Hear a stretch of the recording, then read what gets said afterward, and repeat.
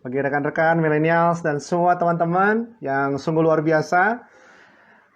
Anda adalah orang-orang yang luar biasa dan sangat dicintai, disayang oleh keluarga tentunya. Malam ini saya antusias dan luar biasa melihat teman-teman semua pasti sudah nggak sabar untuk malam hari ini ya. Kita akan undang pembicara kita atau guest star kita hari ini, Ko Michael Arifandi Susanto. Saya sudah tidak tahan karena beliau adalah orang yang salah satu yang saya idolakan. Wow, Halo. semangat pagi. Hey. Yes. Wah, luar biasa ini Abang Ruli ini. Koko Michael Arifandi Susanto yang luar biasa nih. Apa kabar? Yes.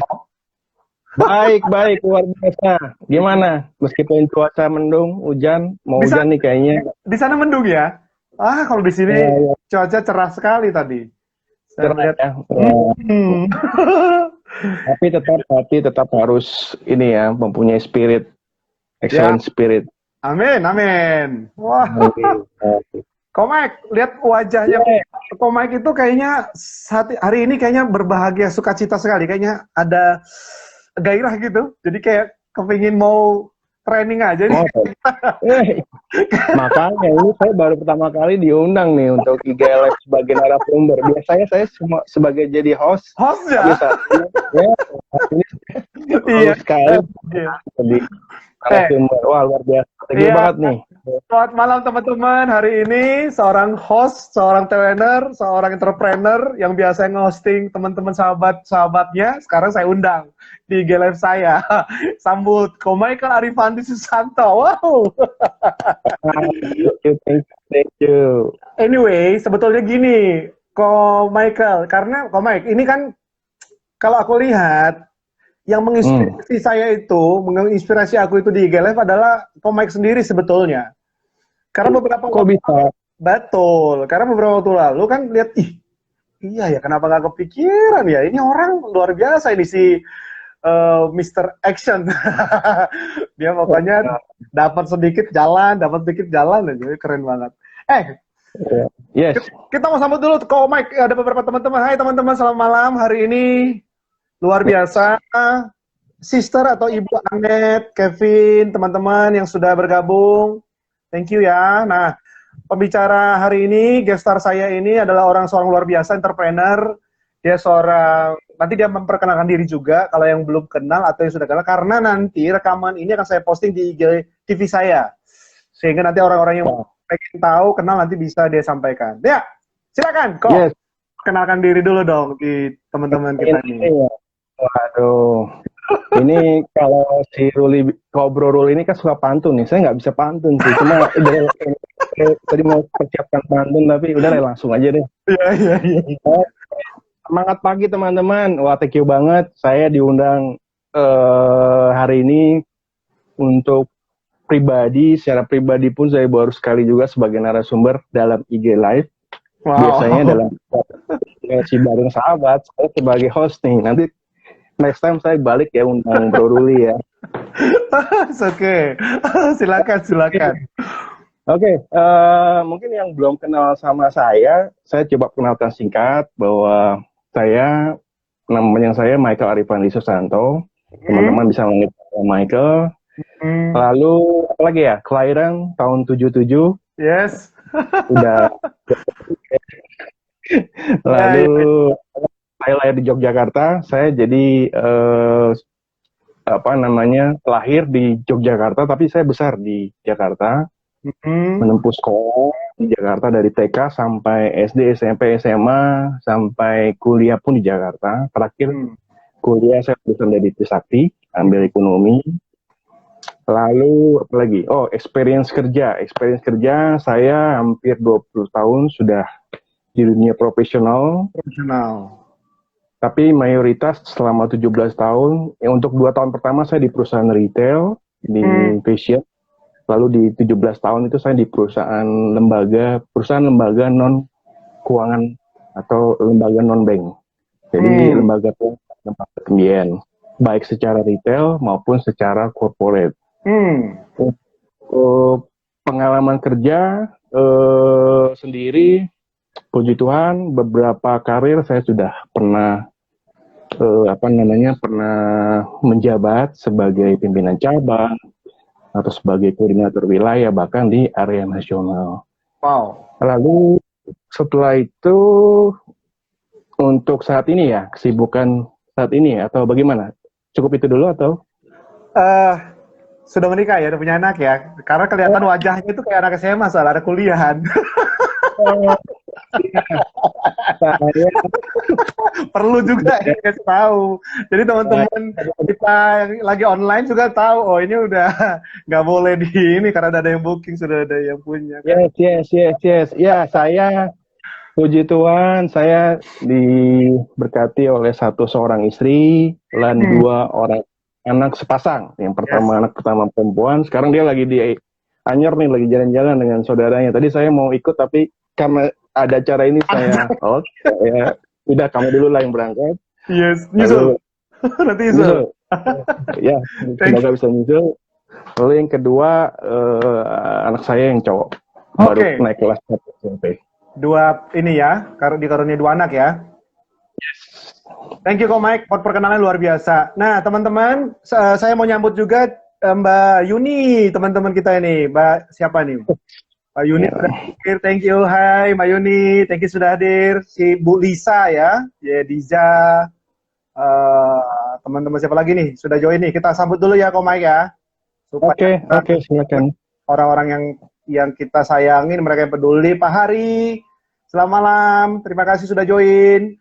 Teman-teman nanti silakan kalau mau ada pertanyaan seputar tentang transformation life atau service excellent atau spirit excellent, spirit yang luar biasa. Karena kenapa saya ambil tema ini? Karena saya melihat pribadi beliau ini cocok sekali untuk bisa membagikan hal ini, teman-teman. Kenapa? Karena pengalaman saya pribadi nanti, ini secara pribadi bahwa beliau ini tidak terlalu banyak berbicara, ngomong, tapi action. Orang action banget. Dia nggak banyak neko-neko, dia straight to the point, sangat action, semua yang dia dengar langsung dilakuin. Nah, kalau kita itu tipe-tipe termasuk saya, soalnya mikir dulu ini gimana caranya, kalau dia udah langsung jalan. Nah, ini kita nanti kan gali ya, teman-teman. Nah, perkenalan kita kan Ko Mike di sini, Ko Mike di Setemers. Kan dengan pengalaman Ko Mike experience selama 20 tahun sebagai profesional maupun bidang-bidang yang keuangan, non-lembaga pemerintah atau apalah itu ya seperti yang Koko bilang tadi. Kenapa Koko Michael itu tertarik dengan Setemers? Kenapa mau terlibat? Ada sesuatukah di situ sehingga Koko Mike memutuskan kok mau di situ tuh? Bisa cerita nggak asal mula bisa gabung di Certified Theocentric Motivation atau Motivators? Wah, ini kan seorang Certified Theocentric Motivator, teman-teman. Silakan, Kok. Oke, thank you, Bro Ruli. Oke, sebelum saya menjelaskan kenapa sih saya punya panggilan atau ingin bergabung dengan Setemers. Yes. Jadi menyambung dari perjalanan selama di dunia profesional hampir 20 tahun. Betul. Saat ini saya sebagai entrepreneur. Jadi saya bukan sebagai profesional lagi, tapi saat ini saya sebagai entrepreneur. Betul. Nah, dalam entrepreneur tersebut ada beberapa bidang usaha. Salah satunya adalah mattress atau spring bed yang orang-orang tahu itu pada produk kasur. Lalu yang kedua ada Terno and Amenities. Jadi itu untuk kebutuhan di hotel. Dan ada satu lagi di bidang properti. Tapi ini kita sedang lagi menjalankan partner dengan beberapa developer yang cukup ternama di Indonesia. Jadi 3 bidang usaha ini saya lagi coba kembangkan dan saya terus kolaborasikan dengan network saya, network teman-teman dan semua dari mitra-mitra kita gabungkan jadi menjadi kolaborasi suatu bisnis yang mempunyai network yang harapan saya itu network yang sangat besar nantinya. Amin. Seperti itu. Amin. Oke. Nah, berjalan dengan sharing berjalan dengan waktu. Kenapa Bro Ruli nanya kenapa sih saya gabung di Setemers? Nah, teman-teman, waktu itu sekitar 2 tahun 2016 2017 saya lupa. Itu saya bekerja di perusahaan sebelumnya, itu saya sering mengikuti namanya siaran radio Smart FM dalam perjalanan berangkat ke kantor. Itu hampir setiap Senin pagi ya. Waktu itu jam 7 sampai jam 8. Nah, salah satu dari inspirator tersebut adalah Master Eloy Zaluku yang saat ini menjadi master teacher kita. Jadi saya sangat banyak terinspirasi dengan beliau, motivasi dari beliau. Karena apa? Karena beliau selalu mengandalkan yang namanya kekuatan Tuhan di balik semua kekuatan manusia yang akan menghasilkan buah. Tentunya teman-teman mempunyai ajaran ya, mempunyai seperti saya sebagai seorang Kristiani selalu mengandalkan yang namanya kekuatan Tuhan itu melalui firman-firman atau ayat-ayat firman yang sudah dibagikan kepada umatnya. Jadi ada suatu ayat yang berbunyi, barang siapa tinggal di dalam aku dan aku di dalam dia, ia berbuah banyak, sebab di luar aku kamu tidak dapat berbuat apa-apa. Teman-teman, itu saya ketuk bahwa wah, ini sangat seorang motivator yang berbeda dengan yang lainnya gitu loh. Jadi suatu saat saya pernah di dalam kantor tersebut, saya salah satu sebagai pendiri dalam persekutuan doa saat itu di tahun 2015. Nah, waktu itu saya terpikirlah yang namanya Pak Elo ini saya undang sebagai salah satu pembicara. Saya agak khawatir juga waktu saya undang, beliau sibuk, beliau bersedia nggak ya? Tapi ternyata enggak loh, teman-teman. Dia dengan rendah hati, dia mau datang, di mana Pak Elo akhirnya datang dan memberikan inspirasi, motivasi dalam konteks seperti itu adalah suatu acara persekutuan doa. Tapi bisa merangkul satu kantor, bahkan ada kantor kita di sebelah itu juga ikutan untuk mendengar motivasi dari beliau. Akhirnya ya itulah artinya dengan spirit tersebut ya, spirit excellent tersebut, saya mempunyai ketertarikan akhirnya. Saya di dalam hati saya ingin menjadi seperti beliau dengan kerendahan, dengan kekuatan Tuhan, tapi bisa menginspirasi banyak orang. Nah di situ Bro Ruli saya sangat terinspirasi dan saya ingin join di program Pak Elo, tapi waktu itu belum ada yang namanya Setemers. Itu kan tahun 2017. Betul. Akhirnya saya bilang ke Pak Elo, Pak, ada nggak program seperti certified dengan program seperti ini? Oh nanti. Oh, oke, nanti tolong hubungi saya kalau ada. Lalu waktu 2018 akhirnya dibuka kan? Nah akhirnya waktu itu saya dengan adanya kesibukan karena saya sering keluar kota, saya bilang, bisa nggak saya ikut tahun depan? Akhirnya, itu jalan Tuhan ya, saya bilang. Itu tahun 2019, akhirnya saya bisa join, interview dulu, dan diterima, mengikuti proses belajarnya, sama dengan Bro Ruli. Akhirnya di graduation bulan Juni 2019, betul ya Bro ya? Yes. Itu, jadi panggilan tersebut, puji Tuhan, gimana ya? Saya kan diciptakan oleh Tuhan, desain saya seperti ini, potensi saya seperti ini. Tapi saya punya passion, saya punya panggilan itu untuk melayani sesamanya itu saya pikir dengan cara seperti ini. Saya harus lewat dari program CPMers ini. Dengan berkarya, memberikan inspirasi, training kepada teman-teman yang membutuhkan. Pengalaman kerja saya selama hampir 20 tahun. Dan pendidikan CTM ini saya combine jadi satu untuk Tuhan mengenapi tujuan hidup saya. Untuk melayani sebagai entrepreneur maupun sebagai trainer maupun sebagai motivator. Yes. Begitu Bro. Ya, luar biasa Ko Michael. Nah, jadi rekan-rekan sekalian, ini yang kita berdua dan teman-teman kami lainnya sebagai Certified Theocentric Motivators adalah orang-orang yang yakin bahwa ada motivasi yang berasal dari manusia sebagai anthropocentric, tapi kita juga yakin bahwa ada theocentric motivation yang itu berasal dari Tuhan, bahwa menurut agama dan kepercayaan core belief kita masing-masing, teman-teman ya, apapun agama dan kepercayaan kita masing-masing. Nah, sebagai Nasrani kita mempercayai bahwa ada kekuatan di balik kekuatan manusia. Nah, itu kenapa kita bergabung di September itu ya, Ko Mike ya. Ya, ya, luar biasa. Jadi kita punya apa namanya semacam histori yang sama. Nah, kita kembali ke dunia nyatanya bahwa sekarang ini kan Ko Mike kita melihat keadaan ekonomi yang akibat pandemi yang cukup luar biasa sejak Maret lalu. Bagaimana menurut seorang Michael Arifandi Susanto yang sudah berkecimpung di dunia profesional maupun dunia entrepreneur, bisnis gitu ya, banyak melihat dari sisi ekonomi, politik, keamanan, segala macam itu. Sekarang ini gimana pandangan Ko Michael? Apakah ini sesuatu yang mengejutkan, mengagetkan ekonomi kita sekarang saat ini? Menurut pandangan Ko Michael. Silakan Ko. Oke, nah ini kebetulan topik ini, pertanyaan ini related dengan program sebelumnya yang saya pernah undang salah satu pakar dari sekuritas. Dia senior analisis. Betul. Teman-teman sudah tahu ya, artinya kondisi saat ini terjadi yang namanya resesi teknikal. Artinya PDB Indonesia atau pertumbuhan domestik dari ekonomi Indonesia di kuartal kedua kemarin itu minus. Atau negatif di minus 5,32%. Artinya apa? Kondisi ini terjadi yang namanya resesi teknikal. Bukan hanya di Indonesia, tapi di negara Asia seperti yang sudah menyatakan resesi itu adalah di Singapura dan di Filipina. Nah, sisa negara Asia seperti di Malaysia, Thailand, dan Indonesia, ini masih tahap penentuan itu di kuartal ketiga ini.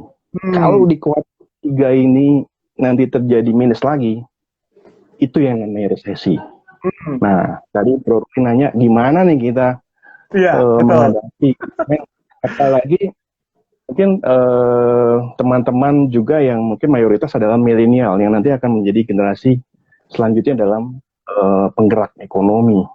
Nah, emang program-program dari pemerintah yang sudah digelontorkan seperti pemotongan pajak, pemberian bansos, insentif pariwisata, bahkan protokol-protokol dan dengan kita menjaga kesehatan, harusnya di kuartal ketiga ini bisa minimal at least 1-2% pertumbuhannya. Semoga itu yang kita harapkan. Nah, sehingga apa? Kita sebagai pelaku ekonomi, baik itu sebagai profesional atau pemilik usaha atau apapun, itu kita harus punya yang namanya tadi spirit excellent. Artinya kita harus punya kekuatan atau pola pikir yang positif. Kita harus hadapi ini bersama-sama dengan positif. Sehingga saya yakin bahwa nantinya harusnya kita bisa menghadapi di kuartal ketiga ini menjadi angka yang positif. Nah, kalau dari tren, ya, kalau saya bicara singkat mengenai tren, ekonomi itu untuk saat ini kita tuh berbasis bukan kembali lagi kepada sumber daya alam, tapi berbasis kepada pengetahuan dan data. Jadi, kalau dulu trennya di 2006, itu perusahaan oil and gas, lalu perusahaan banking yang besar seperti Exxon, GE, Citibank, BP, Migas, itu yang nilai valuasi pasarnya itu mendominasi dari ekonomi dunia. Sekarang bergeser. Di tahun 2012 sampai saat ini, itu yang memegang valuasi pasar terbesar di dunia itu adalah perusahaan startup. Contohnya apa? Apple, Amazon, Google, Microsoft, Facebook. Nah, 5 perusahaan ini yang menguasai valuasi pasar di dunia. Di Indonesia apa sih, Bro? Nah, mungkin ada yang namanya Garuda Indonesia, ada yang namanya Bluebird, yang nilainya sudah di atas 10 triliun valuasinya. Tapi yang paling menghebohkan adalah yang kita kenal adalah Gojek. Dia bisa sampai 53 something triliun nilai valuasi pasarnya. Jadi artinya apa? Perusahaan-perusahaan startup yang berbasis data inilah yang nanti akan menentukan perekonomian baik di Indonesia maupun di dunia. Seperti itu, Bro. Ya, menarik. Apalagi yang Pak Nas Bulahkan ya. Hai. Nah, kita berbicara soal tentang transformation life with action spirit. Karena di tengah-tengah situasi seperti ini, kita perlu mental baja. Orang-orang yang spiritnya punya yang excellent, nggak bisa biasa lagi, nggak mau berubah segala macam. Gitu ya, kok. Nah, tadi pertanyaan saya adalah bagaimana kita harus menyikapi ini, punya pemikiran seperti apa di tengah-tengah situasi yang seperti sulit ini atau ancaman resesi di depan mata nih. Oke. Nah, tentunya teman-teman kembali lagi tadi itu tren dari menyambung tadi tren mengenai ekonomi yang terjadi di Indonesia. Yes. Dan mungkin pertanyaannya sebagai milenial harus seperti apa? Karena saya boleh menyambung sedikit lagi, Bro Ruli. Boleh. Silakan. Perubahan dari tren milenial ini kan umurnya yang 18 sampai 35 tahun. 35. Ya. Kalau Bro Ruli mungkin masih di milenial ya? Masih. Masih di milenial. Tapi ini milenialnya sudah berhasil. Kalau Bro Ruli ini kan milenial sudah berhasil. Oke.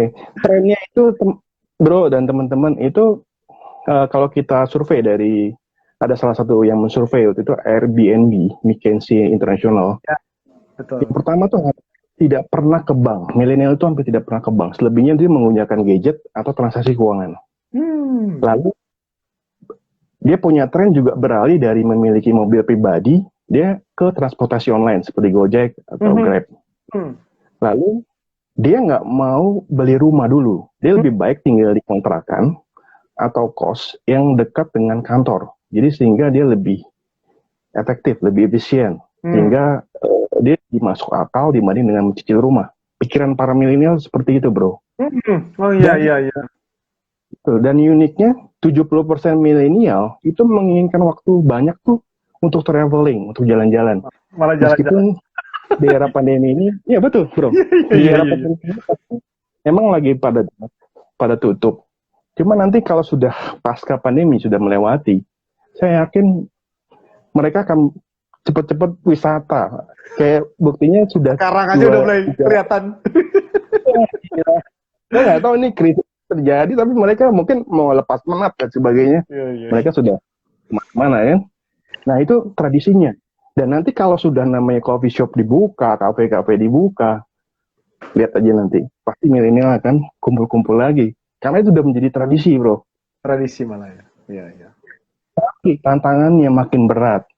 Karena apa? Karena pendapatan gen dari milenial ini ternyata lebih rendah dari gen sebelumnya, generasi X atau generasi baby boomer. Dan tantangan berikutnya, milenial tuh lebih sering menunda perkawinan. Pak, untuk beruntung banget nih Bro Ruli, udah married nih. Dan 2 putri. Sebelumnya ya, generasi berikutnya. Lebih dari 50% juga milenial tuh menunda pembelian rumah. Nah itu yang tantangan milenial itu. Kenapa ya? Makin berat. Kenapa? Nah, betul. Karena ternyata setelah disurvei ya dari Bank Amerika, itu dananya dia tuh ternyata dialokasikan lebih banyak ke emergency fund. Dia lebih banyak melakukan investasi-investasi yang sifatnya instan. Oke. Jadi sekitar 60-70% tuh uangnya dia itu dipakai untuk emergency fund. Sisanya ya vacation, liburan, untuk pembelian hobi, barang-barang hobi, rumah dan mobil dan sebagainya. Jadi tabungan sama investasi ini itu dia prioritaskan. Wow. Nah itu yang tren terjadi di milenial. Banyak sekali mungkin Bro tahu yang namanya sekarang banyak invest atau fintech atau aplikasi-aplikasi finance yang ada di aplikasi. Betul. Itu ya meskipun ada yang benar ada yang nggak benar ya. Banyak yang perusahaan reksadana juga yang ditutup. Seperti robo advisor, robo retirement, micro investing itu banyak sekali, udah banyak di aplikasi.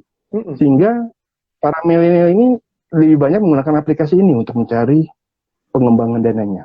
Itu yang terjadi. Nah, mungkin saya akan kasih tips kepada teman-teman milenial yang ingin berinvestasi atau berwirausaha di luar itu. Kalau teman-teman pernah baca salah satu buku dari Robert Kiyosaki, Ya, yang judulnya Rich Dad. Poor Dad. Poor Dad. Oke, itu dibagi menjadi 4 kriteria. Kalau teman-teman mau menjadi profesional, pekerja, atau pemilik bisnis. Yang pertama adalah employee, sebagai pekerja. Yang kedua adalah sebagai self-employee. Dia mempunyai you own a job, dia mempunyai pekerjaan, tapi dia bekerja untuk sendiri. Lalu yang ketiga, business owner. Dia mempunyai usaha, sistem. Dan yang keempat adalah sebagai investor. Nah, rata-rata mereka sudah mempunyai tren sebagai investor. Nah, mempunyai sebagai business owner atau sebagai self-employee, itu bisa. Dan coba buku ini salah satu referensi yang cukup baik. Kalau ingin menjadi seorang yang ingin berinvestasi. Seperti itu. Nah, kaitannya dengan tadi Bro Luli nanya, tantangannya apa ya? Betul. Mungkin tadi actionnya apa ya, betul ya? Ya, sikap seperti apa seorang millennials atau profesional muda ngadapin situasi seperti ini? Sikap mereka kan kadang-kadang kita, yang tadi saya bilang bahwa ada banyak orang yang nggak nganggap ini sebagai sebuah pandemik atau masalah musibah biasa aja kok, well, no problem, atau masalah kok terlalu menolak atau mengignore ini adalah sebuah pandemik yang dia yang nggak bisa menerima perubahannya. Ya udahlah begini aja, nggak perlu berubah. Gua kerja ya kerja. Kalau nanti ada kerjaan syukur, kalau perusahaannya mau tutup, kalau enggak, gitu kan ada gitu tuh. Padahal di sisi lain yang saya lihat kan sekarang bahkan anak-anak muda bisa menjadi entrepreneur, bahkan content creator, entrepreneurship-nya di marketing digitalnya gila-gilaan, banyak yang justru ya berkembang gitu loh di situasi pandemi begini gitu. Betul. Nah teman-teman, kalau dari pengalaman saya atau mungkin sharing dari orang-orang sukses lah katakan. Referensinya. Jadi, I don't have time to follow my passion. Saya tidak ada waktu untuk mengikuti passion. Salah satu hal yang sebenarnya faktor seperti kok saya tuh ya pribadi, sukses itu tuh dibangun, bukan ditunggu. Sukses, sorry, saya ulangin. Sukses itu dibangun, bukan ditunggu. Oke. Oke, menarik. Oke, pandemi terjadi musibah dari hal negatif. Forget it. Kamu harus membangun lagi yang namanya kesuksesan itu. Oke. Nah, itu yang namanya passion. Good point. Siapapun yang menginginkan sesuatu dengan hasrat yang sangat kuat atau spirit excellent, ia pasti akan menemukan jalannya. Yes. Sedangkan sebaliknya, siapapun yang tidak berhasrat untuk menginginkan sesuatu, maka ia akan menemukan sejuta alasan di sana. Oh, luar biasa, Mike. Iya. Saya boleh nambahkan maksudnya ini. Jadi orang yang excellent akan menemukan banyak kesempatan untuk dia sukses. Tetapi orang yang nggak excellent, dia akan mengemis-ngemis atau mencari-cari dan bahkan menunggu kesuksesan datang buat dia, gitu ya, Kok ya? Exactly, betul. Ya. Terus kok? Kita harus mengelola yang namanya energi diri, energi positif, pola pikir positif, mindset, itu harus kita kelola. Nah, ada yang istilahnya anak-anak milenial tuh, aduh bro, gue lagi bad mood. Aduh, gue lagi nggak mood. Guys, mood tuh bahkan fana, sangat fana. Jangan terlalu mengandalkan sesuatu yang tidak kelihatan seperti itu. Oke. Jadi itulah mengapa tadi masalah-masalah itu, mengapa kita bisa mengatasi masalah, karena kamu harus ada di atasnya. Yes. Dan hancur leburkan masalah tersebut dengan sepatumu. Wow, luar biasa. Ini seorang motivator teosentrik yang luar biasa nih. Oke. Teman-teman, sekali lagi kita lagi berbincang dengan seorang entrepreneur, certified theocentric motivators, Ko Michael Arifandi Susanto, dan beliau ini juga sudah punya website pribadi, personal website. Teman-teman bisa kunjungi www.michaelarifandi.com. Betul ya? michael.arifandi.com. Nah, teman-teman bisa mengecek di situ profil beliau. Jadi beliau ini bukan hanya sekedar entrepreneur, tapi beliau ini juga profesional, beliau ini juga seorang trainer dan motivators. Jadi teman-teman yang mau undang, nanti mau diskusi, bisa juga nanti follow Instagram beliau di Michael.Arifandi. Michael.Arifandi, teman-teman ya. Nah, teman-teman yang mau diskusi juga boleh. Beliau punya pengalaman yang luar biasa jatuh bangun di dalam bisnis. Kok pernah gagal nggak? Pernah mengalami titik terendah dalam hidup? Boleh cerita dong? Supaya anak milenial punya gambaran. Gua ini kan selalu dikasih tahu orang-orang sukses itu kayaknya itu kayak orang nggak pernah punya masalah ya. Selalu kayaknya ngelihatnya itu hasilnya itu wah langsung jadi gitu ya. Kayaknya ada yang ketemu yang dia titik terendah. Nah, boleh nggak ceritakan Koko punya pengalaman merasa atau punya pengalaman gagal, terus gimana cara bangkitnya tuh?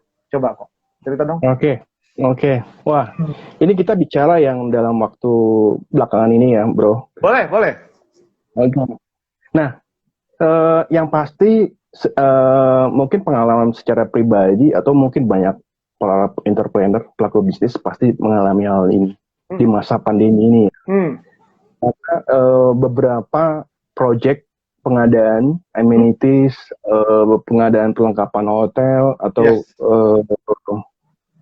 spring bed itu saya di kuartal pertama 2020 saya sudah dengan percaya dirinya kita memproduksi dengan barang yang cukup banyak.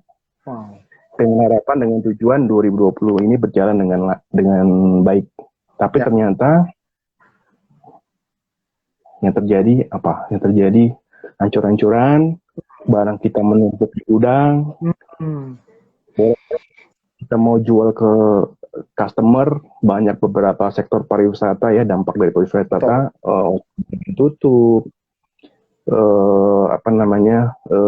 cottage, apartemen, kos, mereka tidak beroperasi lagi, belum tidak bisa maksimal. Akhirnya apa? Ujung-ujungnya terjadi pola pembayaran yang mundur, bahkan yang beberapa sudah ngajuin surat, sudah menyerah, saya tidak bisa bayar. Wah, ini dampaknya sangat luar biasa ya, apalagi dengan yang namanya entrepreneur itu kan uang harus muter, cash flow harus berputar terus. Betul. Kita harus bayar karyawan, kita harus bayar stok, produksi dan macam. Dampaknya apa? Akhirnya berentet-rentet nih. Akhirnya dampak dari bola bayar yang kita harapkan mereka bayar lancar, udah nggak ada pembayaran. Akhirnya apa? Karyawan sebagian besar kita udah rumahkan. Bahkan bukan dirumahkan lagi, mungkin sudah tidak dipekerjakan. Itu dampaknya. Sehingga menurut saya, apakah ini kegagalan? Nah, kembali lagi yang tadi Bro Ruli nanya, apakah pernah mengalami kegagalan?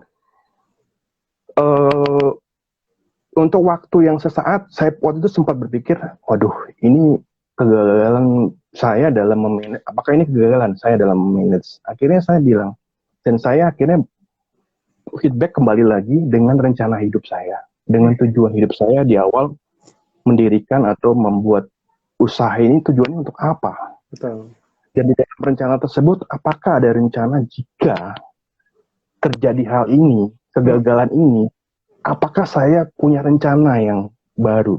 Atau orang bilang plan B-nya apa? Apa yang kita siapkan? Apakah kita sudah siapkan itu? Ternyata, wah, Tuhan kasih kekuatan kepada saya. Kamu siapkan plan B ini. Plan B ini kamu kerjakan. Jadi banyak sekali ternyata saya kerjakan. Sampai puji Tuhan, kita bertahan sampai saat ini. Meskipun benar-benar ketat. Akhirnya kita bisa akhirnya mulai bangkit pelan-pelan, bro. Akhirnya saya ingat waktu itu, ini kegagalan mungkin konteksnya banyak ya, kontennya banyak. Betul. Mungkin yang pernah Pak Bro Ruli, teman-teman mungkin yang pernah mungkin putus cinta, atau akademis nilainya jelek, rumah tangga, atau bangkrut sekalipun, itu udah kegagalan ya. Betul ya? Tapi ingat Bro Ruli, kegagalan itu kita harus bangga kalau kita punya kegagalan. Waduh, kok bisa bangga? Kok bisa? Iya, aku mau tanya. Gimana? Karena orang-orang sukses di dunia pun pernah gagal sebelumnya. Dan dia berusaha bangkit dari kegagalan tersebut. Contohnya, J.K. Rowling. Mungkin Bro Ruli pernah baca bukunya Harry Potter. Betul. Sekarang sudah karyanya dibaca oleh jutaan manusia. Awalnya apa? Dia ditolak oleh beberapa penerbit. Contoh lain, Jack Ma, yang pasti tahu lah Alibaba.com. Yang ngikutin kuliah aja udah nggak lulus 2 kali. Berkali-kali gagal dia ngelamar pekerjaan. Lalu apa? Ia bisa mendirikan Alibaba. Dan dia sekarang menjadi sukses. Meskipun di awal karirnya dia kenyang, akan pil. Yang namanya pil pahit kepahitan. So, siapapun Anda, statusnya, identitas Anda, apapun itu, dalam rencana hidup, buatlah yang namanya plan B. Rencana B. Karena apa? Kamu udah buat rencana plan E, tapi udah bagus banget, tapi ternyata gagal. Kalau kamu nggak punya persiapan rencana plan B, kamu nggak akan bisa improve dan kamu nggak akan bisa bangkit. Sehingga, dengan tujuan hidup kamu yang kamu sudah tahu dan bagaimana cara menggapainya, jangan tunda-tunda lagi. Yes. Kamu percaya pasti kamu bisa. Oke, amin. Luar biasa. Ini sentrik sekali dia, ilmunya dikeluarin nih. Kayaknya daging semua. Jadi, Komik, maksudnya dari pembicaraan yang Koko sampaikan adalah sarinya adalah kalau Anda seorang yakin identitas Anda adalah seorang sukses, jadi banggalah ketika saudara gagal. Karena ketika nanti saudara sukses, kegagalan itu menjadi sebuah permata atau sebuah yang berharga gitu ya. Pernah ngalami titik terendah, sehingga itu menjadi sebuah warna, sebuah momentum, sebuah kenangan indah di mana kita pernah gagal, dan di situ nice kita bisa lihat proses ya. Orang sukses kan bukan orang yang pernah gagal, tapi nggak pernah berhenti, tidak pernah menyerah dari kegagalan. Iya. Good. Komai, kita sambut lagi, ada beberapa teman kita. David, Johan Nicholas, hey bro. Oke, halo bro. Ari Jono Tandio, halo bro. Nah, ini ada pertanyaan atau pernyataan ini dari saudara kita atau Ibu Lisa atau teman Lisawati Expons Vitae Marsudirini. Betul, sampai untuk mengambil bunga dan deposito sudah 8 bulan tidak bisa di bank koperasi. Ketika kami tanya, dia cerita kalau karyawan sudah 3 bulan digaji, nggak digaji atau sudah digaji ya? Kalau karyawan sudah 3 bulan digaji, bagaimana untuk membangun passion kesempatan? Bagaimana membangun passion kesempatan? Mungkin bagaimana membangun semangat kali ya? Mungkin sudah discourage, mungkin sudah nggak tahu lagi jalan keluar. Ini gimana nih kok kalau keadaannya seperti ini? Mungkin udah terhimpit, sulit, mungkin sudah nggak bisa bayar karya. Ketika mintanya diterita karyawannya sudah 3 bulan nggak digaji. Kira-kira apa kira-kira ininya dari ko Michael? Spirit atau bagaimana untuk orang-orang yang lagi down atau lagi discourage lah dengan keadaan yang kayak gini. Silakan komen. Oke. Kalau saya baca pertanyaannya, ada suatu koperasi ya. Dia mungkin Ibu Lisa ini melakukan investasi atau ada beli salah satu produk 8 bulan tidak yang mungkin. Ya betul. Akhirnya saat ini dia nggak bisa withdraw, nggak bisa dicairkan. Bahkan sampai karyawannya nggak digaji. Oke. Ibu Lisa, ini yang tadi saya di awal bilang, ada beberapa perilaku yang investor yang menyetorkan atau memutarkan dananya itu di salah satu yang namanya lembaga keuangan, baik itu bank maupun non-bank, ataupun yang sekarang kita kenal ada yang namanya fintech. Nah, Ibu adalah salah satu yang di lembaga non-bank, karena di koperasi. Setahu saya, koperasi itu kalau bentuknya namanya investasi atau bentuk tabungan atau apapun itu nggak dijamin oleh pemerintah. Teman-teman atau siapapun yang ingin berinvestasi, lakukanlah di bank. Karena di bank itu adalah salah satu satu-satunya lembaga yang dijamin oleh pemerintah ya, oleh OJK juga, betul. Ya, jadi kalau ada terjadi RAF atau apapun, itu dana nasabah bisa dijamin sampai angka 2 miliar di satu account. Jadi emang harus hati-hati, lebih ekstra hati-hati. Apalagi sekarang banyak perusahaan reksadana juga yang tutup karena mungkin banyak saham yang digoreng atau mungkin perusahaan yang nggak benar atau mungkin dia mengelola dananya itu di sektor salah satu bisnis yang salah gitu. Itu aja sih mungkin tips. Kalau untuk mengenai keterpurukan tadi sudah kembali lagi, kegagalan kita hadapi dengan yang namanya tadi excellent dari spirit. Kita harus hadapi dengan positif. Anggap ini sebagai pengalaman yang sangat berharga. Artinya apa? Namanya pengalaman kita nggak mungkin ngelakuin kesalahan yang sama.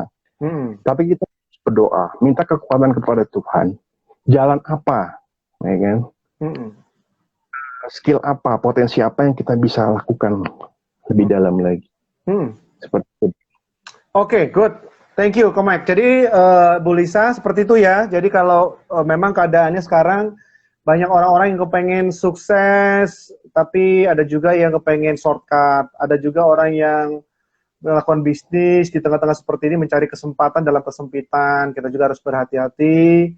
Kita harus banyak punya komunitas yang sehat, sehingga kita bisa banyak diskusi sama mentor atau coach yang ahli di bidang keuangan, segala macam. Tapi tadi Mike udah jelas banget bahwa ketika punya, bagaimana untuk membangun passion kesempatan ya, mungkin tadi berpikir positif, kita tetap harus sebagai orang yang memiliki iman lah ya, masing-masing pribadi kita. Saya nggak tahu Bu Lisa imannya seperti apa, percayakan bahwa segala sesuatu itu ada maksud lah, ada reason, ada maksud Tuhan di balik semua peristiwa yang kita alamin ya. Jadi harus tetap kuat gitu ya. Nah, oke, Mike. Yes. Sekarang kan memang lagi ngetren ya, maksudnya anak-anak muda itu sebagai anak-anak muda, orang-orang kepengen sukses, kepengen berhasil, kepengen macam-macam lah, pengen punya apa, B, segala macam. Tadi udah kita jelaskan detail banget tentang perilaku, ciri-ciri orang milenials gitu ya, yang tidak seperti zaman orang-orang generasi boomers atau generasi X, di mana mereka sangat tertarik yang namanya proses, ya kan? Betul. Apa itu prosesnya gimana nih gitu. Kalau mereka kan hasilnya gimana, mana yang lebih cepat, mana kalau bisa cepat ngapain harus lama-lama, ngapain proses dari jalur seperti itu. Nah, kira-kira nih untuk anak-anak muda yang sekarang ini, seberapa penting mereka itu memiliki mental baja, memiliki mindset yang struggle di dalam sebuah proses. Karena itu tadi saya bilang, memang sih situasinya kan memang secara digitalisasi, sesuatu teknologi, mereka memang sudah sangat mengandalkan itu. Artinya, ya tadi saya bilang, kalau bisa cepat ngapain lama-lama, kalau meeting ngapain ketemu lah, udahlah baik. Nah, gimana nih menurut Mike sendiri, potensi anak-anak muda ini untuk berhasil, sukses, kalau mereka gagal, terus apa yang harus dilakukan? Atau anak-anak muda yang sekarang juga kan, saya lihat kan kayak gitu, misalnya kalau udah gagal sekali, ya udahlah malas lah gitu. Jadi struggle spiritnya itulah, fighting spiritnya itu terhadap proses itu kayaknya, menurut saya pribadi ya, kayaknya kurang gitu. Karena aku pengen shortcut, pengen cepet. Aku bisa cepet, kenapa enggak? Nah, giliran nanti prosesnya jatuh, gagal, malah ya udah oleng gitu. Gimana, Mike? Betul. Mike? Betul. Oke, luar biasa. Mungkin dari pertanyaan Bro Ruli, kaitannya dengan bagaimana para milenial ini ya, khususnya dia membangun yang namanya karir atau profesi atau membangun usaha, betul ya? Punya betul. Oke, tentunya kalau dari pengalaman saya dan sharing dari teman-teman, itu yang pasti kita harus mempunyai yang namanya passion. Oke, jadi kita semua itu selalu punya cukup waktu untuk membuat sesuatu yang hebat. Misalkan Bro Lee punya passion di olahraga atau di IT, pasti dia punya cukup waktu untuk membuat sesuatu itu menjadi hebat. Yes. Betul ya. Bila kita merasa tidak sempat, berarti kita tidak pandai mengatur yang namanya prioritas tersebut. Oke. Jadi yang kaitannya dengan passion tadi, jika kamu melakukan hal yang sangat kamu sukai, otomatis uang tuh akan mengalir dengan sendirinya. Wow. Nah, pertanyaannya menarik nih. Terus pertanyaannya apa sih bedanya? Berarti kalau misalkan saya hobinya atau kesukaan saya olahraga, Jadi hobi itu sama passion bedanya apa ya? Betul ya? Betul. Nah, kalau passion yang tidak menghasilkan uang, itu namanya hobi. Oh, saya suka main riding sepeda, olahraga renang, dan sebagainya. Tapi kita tidak apa yang namanya menghasilkan uang, itu namanya hobi. Jadi ada pepatah dari Tiongkok mengatakan, jangan pernah mengejar dua kelinci. Kalau kamu tidak akan, karena kamu tidak akan mendapatkan keduanya. Jadi kamu fokus. Iya. Okay? Nah, tantangan selanjutnya adalah bagaimana kamu harus berpikir keras untuk menjadikan hobi itu menghasilkan profit. Wow. Paham ya, bro ya? Yes. Jadi kalau di dalam formula, passion dikurang dengan selling, itu kan no profit, betul ya? Itu yang namanya hobi. Tapi kalau passion ditambah dengan selling, sama dengan profit, sama dengan sukses. Wow. Dahsyat. Ya. Kalau kita mau berkarya, bekerja, membangun bisnis, ikuti dengan passion Anda. Passion sama seperti saya, menjalankan entrepreneur di beberapa produk. Contohnya Spring Bed lah. Spring Bed, ya. Besar saya itu bukan produk Spring Bed-nya. Tapi saya lebih mengedepankan pelayanan konsumen. Jadi, teman-teman, gali potensi dirimu sebaik mungkin. Pasti akan ada tambang emas di sana. Wow. Kekayaan sesungguhnya adalah tentang kebebasan, bro. Ya. Gitu, guys. Dahsyat. Thank you, Ko Mike. Kerangka berpikirnya sistematis dan memang itu yang harus kita buat ya. Jadi jangan mempersulit situasi yang sudah sulit, tapi permudah aja gitu ya. Terima kasih katanya sama Ibu atau Sister Luisawati buat itunya. Kita harus bangkit dengan iman. Yes. Ya. Amin. Oh ya, Ko Victor. Kalau ya, hai Ko Victor, selamat join. Thank you ya sudah join. Siapa lagi teman-teman yang baru join tadi? Virus, Bapak atau Ibu Virus, halo, hai. Ya, Sigit Ra bergabung. Ya. Oke. Jadi kalau di kita Theocentric itu sebagai certified Theocentric motivators, kita dibekali dengan sebuah ilmu kesuksesan, bahwa definisi sukses itu adalah kesetiaan melakukan yang terbaik atau 10 kali lipat, ya kan, sesuai dengan potensi, karunia, talenta yang Tuhan berikan di posisi kita masing-masing, yang akhirnya ketika kita menerima bonus, insentif, omset yang besar, kenaikan jabatan, karir, itu adalah sebuah buahnya, dan itu bukan tujuan. Jadi memang kita harus setia dan tekun terus di situ untuk menggali potensi yang tadi Koko bilang ya. Kalau kamu mau menghasilkan duit dari hobi kamu, passion kamu, ya tambah dengan selling, tambah nilai added value dan tawarkan ke orang lain. Jangan-jangan ini berguna untuk orang lain dan itu justru berbuah manisnya adalah margin atau profit, kamu dapat untung. Betul ya, Ko Mike ya? Betul. Betul. Ya, jadi teman-teman jangan menyerah, jangan putus asa, jangan sampai pandemik ini membuat kita justru berpikir negatif, sempit, underestimate. Nah, seperti yang Ko Mike bilang tadi, kita harus bangkit, memiliki passion yang kembali lagi kan tadi dia bilang tujuan hidup. Anda perlu tahu menggali passion teman-teman ya. Menarik. Nah, Ko Mike, tadi kan Koko udah sempat juga bagikan tentang 4 kuartal atau 4 bidang kalau Rich Dad dari bukunya si Robert Kiyosaki ya, tentang Rich Dad, Poor Dad itu.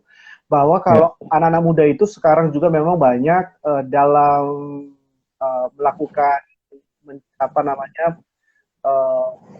menjadi entrepreneur, mereka lari ke dalam bidang investor, jadi sebagai penanam saham. Sekarang kan lagi ramai juga, itu lagi booming ya di situ. Nah, gimana menurut Koko? Memang potensi itu cukup besar. Anak-anak muda itu memang harus arah ke sana. Maksudnya menjadi entrepreneur itu apakah ada bidang-bidang lain sebetulnya anak-anak muda itu yang harus gali? Artinya banyak nggak sih sebetulnya peluang-peluang untuk anak milenial, anak-anak muda profesional atau yang lagi aku lagi bayangin kan, ini orang-orang banyak loh, ini orang lulusan sarjana yang lagi kebingungan Orang dulu aja nggak pandemik, orang sulit cari kerja. Apalagi situasi seperti ini, mau ngapain gue?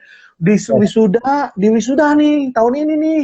Udah mau ngapain ya? Bingung. Nah, bisa kasih pencerahan untuk teman-teman kita milenials dan calon-calon orang hebat ini di Indonesia ini, anak muda. Oke, luar biasa. Nah, Bro Ruli dan teman-teman menyambung tadi mengenai pertanyaan dari Ruli, bagaimana kita menggali dan bagaimana kita eksekusi, melakukan apa yang kita punya passion, ya. Artinya passion kita tuh setelah kita sebenarnya kan, aduh, ada passion yang ikut-ikutan atau yang ada lagi booming ini, lagi happening ini diikuti-ikuti. Ya. Nah, saya kasih coba beberapa tips bagaimana kita menggali passion dan menggali passion itu menjadi sukses. Jadi tadi kita udah mendefinisikan yang namanya passion ya, beda dengan hobi. Pertama adalah pahami dulu passion kamu tuh apa. Setelah kamu passion kamu apa, baru kamu mungkin kalau mau bekerja, silakan cari kerja apa yang sesuai dengan passion kamu. Misalkan, saya suka programmer, saya suka desain, cari kerjaan yang sesuai dengan bidang kamu. Yang terancang kebahagiaanmu sendiri. Artinya apa? Setelah kamu mendapatkan passion dan mendapatkan pekerjaan tersebut, kamu lihat, kalau saya mendapatkan target tersebut, memperoleh itu, saya ingin seperti ini. Jadi rancang kebahagiaan kamu, mimpi kamu. Yang ketiga, kenali indikator passionmu. Kamu ada beberapa macam indikator, formula. Ini sudah sesuai dengan passion saya. Saya sebagai entrepreneur, sebagai investor, kok saya sial terus ya, saya gagal terus ya. Mungkin ada sesuatu yang salah. Indikator-indikator itu kamu harus kenali. Dan yang keempat, jadikan passionmu itu sebagai panggilan hidup. Misalkan Bro Ruli atau saya sebagai trainer, motivator, pasti kan ada passion, betul nggak? Betul. Itu jadikan sebagai panggilan hidup. Yes. Dan ada yang terakhir, ada beberapa pertanyaan yang setiap hari pagi saya lakukan. Setiap pagi saya tanyakan. Ada 5 pertanyaan. Yang pertama adalah, apakah pekerjaan ini dapat memperluas wawasanku? Wow. Yang kedua, apakah pekerjaan ini atau profesimu atau usahamu membuatku lebih memiliki skill yang baik? Yang ketiga, apakah pekerjaan ini atau usaha ini memberikan tantangan baru? Oke. Yang keempat, apakah pekerjaan ini membuka peluang baru? Peluang baru. Terakhir, apakah pekerjaan ini membuatku lebih bersemangat dengan spirit excellence setiap pagi, setiap hari? Jawab dengan jujur. Jadi kalau itu jawabannya iya semua. Yes, wow. Kamu pasti sukses. Yes. Gawat ini. Ini semua orang yang online ini terbakar semua ini. Habis dari ini dia langsung tulis tujuan hidupnya. Iya. Jadi kita kalau Mike sendiri melakukan aktivitasnya adalah self talk ya, berbicara sama diri sendiri dengan 5 pertanyaan tadi ya. Yes. Good. Perlu ini waktu kita kayaknya tinggal dikit nih, nggak sampai 5 menit. Iya betul, Mas Danang, Dea, selamat bergabung. Oke, kita tidak lama lagi berarti. Nah, kira-kira bagaimana cara atau ciri atau tips dari Mike untuk membangun excellent spirit? Karena dari melalui spirit yang excellent, keinginan untuk melakukan yang terbaik, itu akan mentransformasi hidup kita. Kira-kira gimana dari tipsnya Mike untuk menjadi pribadi luar biasa? Oke. Dari percakapan kita sepakat ya bahwa spirit of excellence atau artinya roh jiwa yang luar biasa yang menjadi tema utama dari talk show ini, betul ya? Yang pasti menjadi pribadi yang excellent itu diantaranya ialah kita harus mengikuti yang namanya jalan Tuhan, kekuatan dari Tuhan. Amin. Tujuan hidup Anda bertindak karena visi, bertindak karena iman yang kuat, bertanggung jawab. Tindakan karena karyanya orang-orang yang excellent dengan roh yang luar biasa, itu pasti akan mampu meraih sukses dan berdampak kepada orang lain. Yes. That's it. That's it. Yang terakhir, sebelum menutup, itu masih ada waktu 1 menit lagi. Harapannya untuk anak milenial profesional yang hari ini mungkin yang sedang membangun karir, mungkin yang sudah dalam puncaknya, sedang meniti karir yang luar biasa, mungkin sedang membangun startup. Apa dari Komek? Harapannya untuk mereka yang saat-saat ini anak-anak muda sedang bergumul atau sedang mimpinya. Oke, teman-teman, khususnya yang join di sini dan nanti yang akan dipublish di media sosial, harapan saya sebagai entrepreneur, sebagai motivator, dan sebagai inspirator, saya mempunyai keinginan para milenial nanti yang pengganti-pengganti kita ini, jadilah pribadi yang unggul karena memiliki spirit of excellence. Wah, artinya apa? Tunjukkan bahwa kamu berbeda dari yang lain. Yes. Jadilah pribadi yang baik, terbuka, kreatif, jujur, penuh semangat, berupaya untuk meraih kesuksesan dengan optimisme setiap harinya. Karena sukses tadi yang Bro Rudy sudah bicara mengenai kesetiaan, yang berasal dari beberapa campuran usaha, keyakinan, pengalaman, doa, agama apapun, visi, kebersamaan, tekad, persistensi, dan wawasan, dan lain sebagainya. Lakukan sesuatu hal yang berbeda. Bukan hanya dalam penilaian luar, namun juga dalam jiwa. Seseorang yang memiliki daya beda dalam dirinya, dia pasti bisa membuat perbedaan. Jadi tunjukkan bahwa kamu berbeda. Pasti akan luar biasa. Terima kasih Komek untuk inspirasinya hari ini. Sangat bermanfaat. Semoga sukses selalu, sehat kita semua. Yes, keep the smile and be 10xers. Ya, thank you Komek. Teman-teman semua, thank you. Salam sukses and be significant.